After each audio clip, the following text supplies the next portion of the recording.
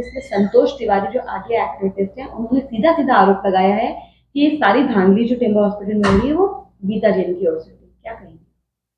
देखिए, मुझे लगता है कि मेरे आमदार होने के पहले और आज के टेम्बा हॉस्पिटल में मैं ये नहीं कहूँगी 100% बहुत अच्छा हो गया है, लेकिन काफ़ी कुछ अच्छाई की तरफ फ़र्क आया है, आप महसूस करेंगे। आज लेटेस्ट मशीन्स हैं हमारे यहाँ मोतियाबिंदु की, और फ्री मोतियाबिंदु के ऑपरेशन होते हैं। छोटे मोटे अपेंडिक्स, पाइल्स, ये ऑपरेशन भी होते हैं। थोड़े बहुत हमारे छोटे ऑर्थोपेडिक ऑपरेशंस भी होने चालू हुए हैं। कैथलैब के लिए प्रोसेस चालू है।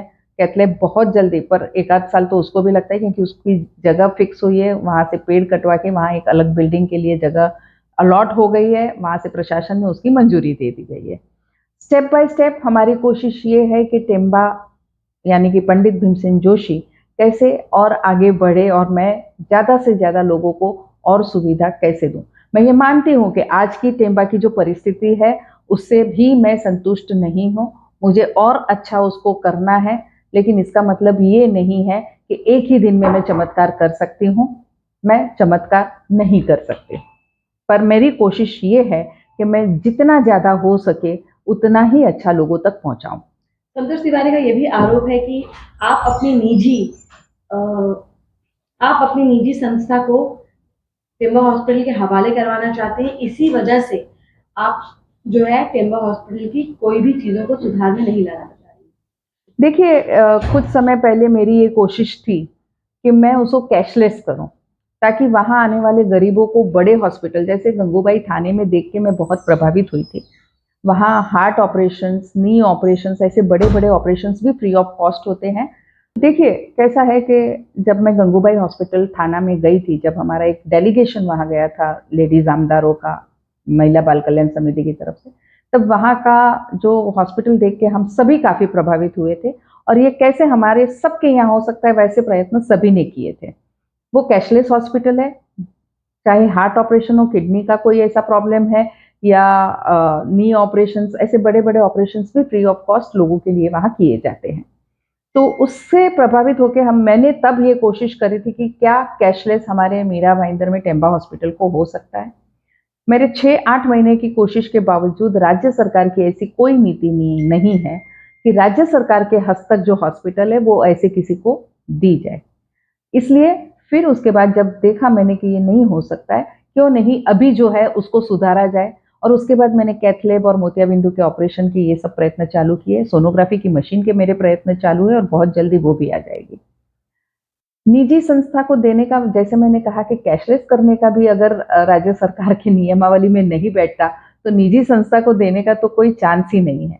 अब बात जो आप जो पूछ रहे हैं, वहाँ आपका मीठालाल जैन की तरफ से एक बोर्ड लगा है, वहाँ ऐसे 6 संस्थाओं के बोर्ड लगे हैं जिसने कुछ न कुछ हॉस्पिटल को डोनेट किया है। हमने भी वो बोर्ड वगैरह डोनेट किया है, पापा जी का नाम वहाँ लगा है। एक महेश्वरी मंडल ने बैठने की चेयर्स वगैरह डोनेट की है, किसी ने कंप्यूटर डोनेट किया है, किसी ने फ्रिज डोनेट की है, किसी ने वॉशिंग मशीन डोनेट की है। हर एक का नाम उधर है। इसका मतलब ये नहीं कि उन संस्थाओं ने उस हॉस्पिटल को ले लेना है। बन पड़ता है कुछ ना कुछ ऐसे हॉस्पिटल्स को देते हैं, क्योंकि सरकारी फंड जो आता है वो कहीं ना कहीं थोड़ा कम पड़ता है कि उस हॉस्पिटल को ऐसी सुविधाएं दी जाए। और उसके प्रोसीजर पीडब्ल्यूडी में जाएं, मंजूर कराएं, वो इतनी लंबी होती है। और इस तरह की चीजें लेने का प्रावधान, यानी डोनेशन में इस तरह की चीजें लेने का एनजीओ से प्रावधान है उस हॉस्पिटल में। और हमने तो उसके बाद अपील की है कि और भी एनजीओ आगे आए। किसी ने वहाँ 1 महीने अपनी तरफ से खाना दिया था। तो ये सब बार बार हम अपील करते रहते हैं कि एनजीओ आगे आए और वहाँ इस तरह का डोनेशन दे।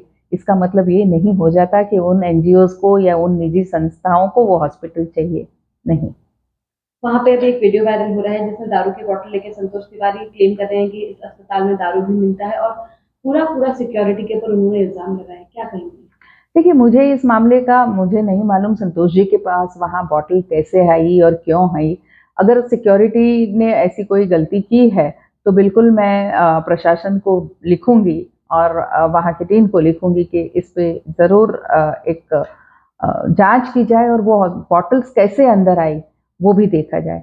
बतौर ये मैं तो ये चाहती हूँ कि संतोष जी ये बताए कि उन्होंने किसने उनको ये बॉटलें दी, किस तरह से आई, तो कम से कम हम वो चैनल बंद कर पाएँ। अगर वो चाहते हैं कि टेम्बा हॉस्पिटल हमारे शहर का हॉस्पिटल है, ये हम सब की जिम्मेदारी है कि वो अच्छा बने, तो मैं उनसे रिक्वेस्ट करूँगी कि आप ये बताइए कि वो बॉटल्स कहाँ से आई, कैसे आई, तो हम वो चैनल या उस व्यक्ति को उसका दंड दे सकें। संतोष जी का ये भी कहना है कि वहाँ साफ सफाई को लेके उन्होंने 10 दिन तक पूरी R&D की, वहाँ रिसर्च किया, वहाँ खुद वो एडमिट रहे, साफ सफाई के नाम पे भी टिम्बर हॉस्पिटल नहीं है। तो क्या इस तरीके का व्यवहार करना अस्पताल के साथ वाजिब है? देखिए, मैं संतोष जी को फिर एक बार कहूँगी कि आपने ये जो साफ सफाई की, मैंने अभी आपका वीडियो देखा, मैं धन्यवाद दूंगी कि आपने अपने पर्सनल तौर पे भी इतनी गंदगी को देख के ये चीज़ें की। और मैं चाहूँगी कि समय समय पर आप किसी भी NGO की मदद से ऐसी सफाई स्वच्छता ड्राइव ज़रूर करें, ताकि वहाँ अगर स्टाफ की कमी की वजह से या बेदरकारी की वजह से अगर सफाई की कहीं कमी है, तो कम से कम हम अपना समझ के ही उनको सेवा दे सकें, ताकि ये हॉस्पिटल और अच्छी तरह से चल सके।